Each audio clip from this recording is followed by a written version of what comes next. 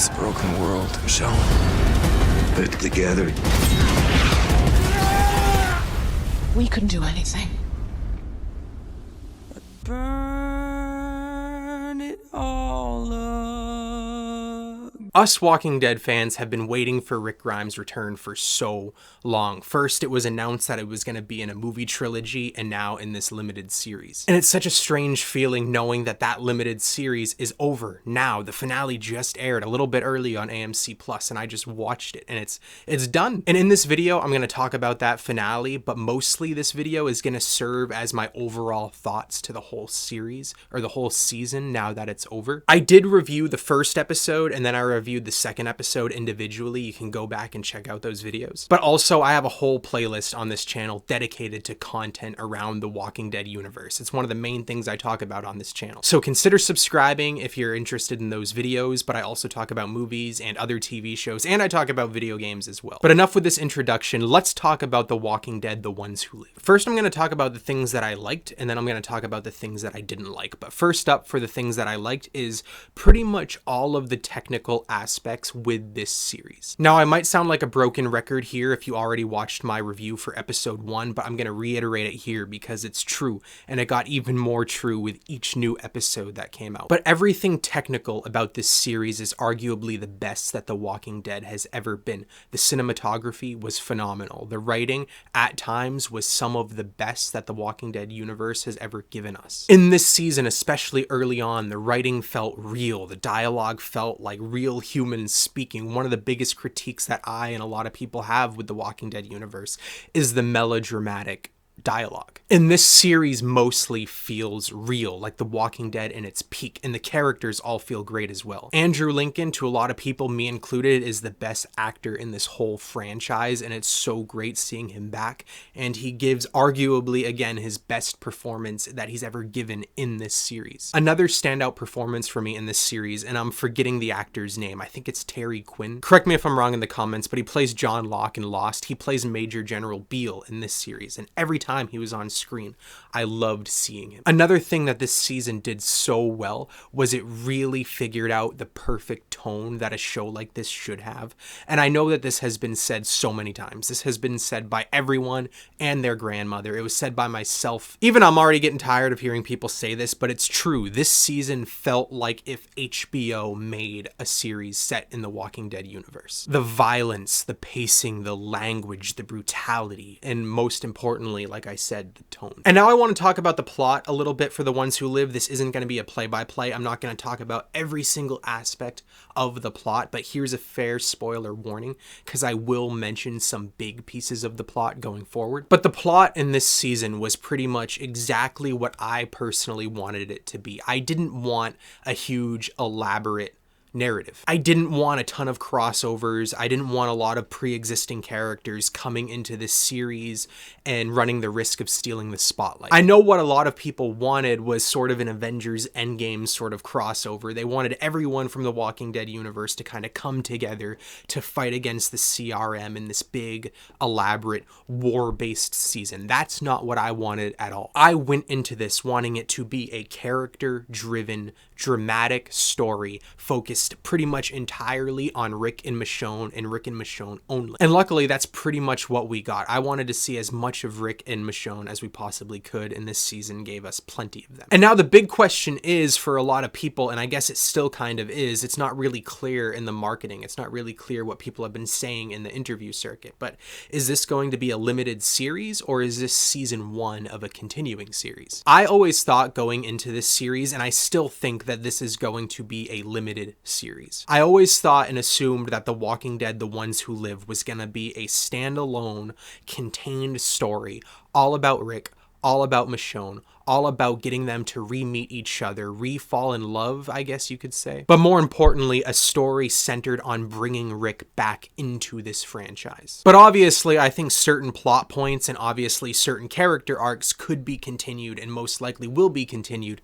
in future Walking Dead series, probably in different TV shows or maybe crossing over in one of the spin-offs that already exist. But I personally don't think there's going to be a The Walking Dead, The Ones Who Live Season 2. If there's going to be another series or another project that focuses mainly entirely on Rick and Michonne, I think it's going to have a different title, and I think it's going to be something different. I don't think it's going to be The Ones Who Live Season 2. Now I kind of want to talk about the very end of the finale of this series. The last 15 minutes of this final episode, my jaw was pretty much on the floor. I couldn't believe what I was seeing visually and narratively. It was phenomenal. Don't get me wrong, this wasn't Avatar: The Way of Water in terms of how good the visuals were, nor was it the strongest narrative thing I've seen in TV, even in recent years. I'm not saying that at all. But for Walking Dead standards, the last 15 minutes of this show is some of the best Walking Dead content that we ever saw. Again, I just couldn't believe what I was seeing these characters do.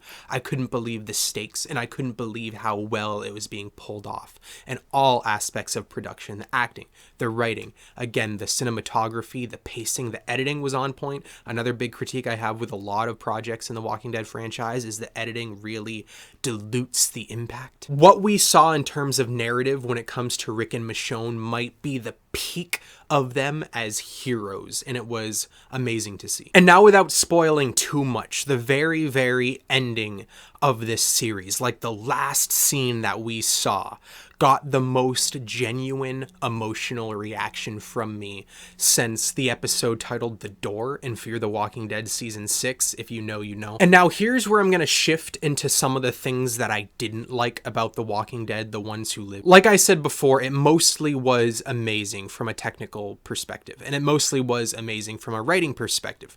But as the episodes progressed, specifically episode 4 to 5 and a little bit in episode 6, it started to feel kind of like the worst aspects of The Walking Dead in terms of the writing. The dialogue started to get a little cheesy. The monologues started to get kind of corny.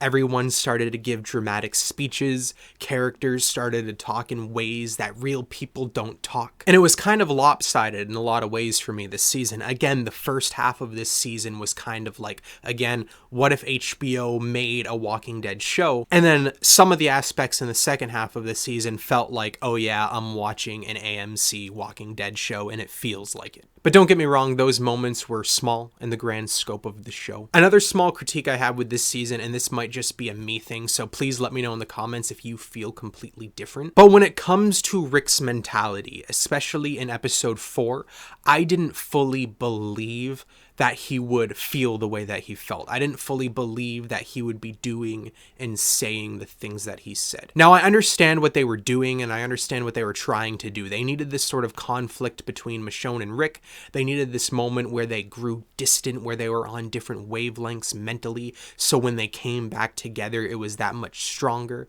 and it was that much more great. But the way they went about it, the way that they made Rick feel, I didn't fully believe he'd feel that way for the reasons he felt that way. I think that they could have gotten the same point across, and they could have created that distance between them in a slightly different, more believable way. Like, for example, what if they made Rick do horrendous things in the CRM? What if in his years spent there, he had to do things that made him a villain, arguably more of a villain than any of the villains he ever came up against. And he wasn't himself. He didn't believe that he was the brave man anymore. He didn't believe that he was Rick Grimes anymore. He didn't believe that he was the person Michonne fell in love with, and he didn't believe that he was the person that Judith should have as a father, and RJ should have as a father, and so that's the reason why he didn't want to return. And another small critique I have with this season is I feel like the way that the CRM storyline wraps up in the end was a little too perfect.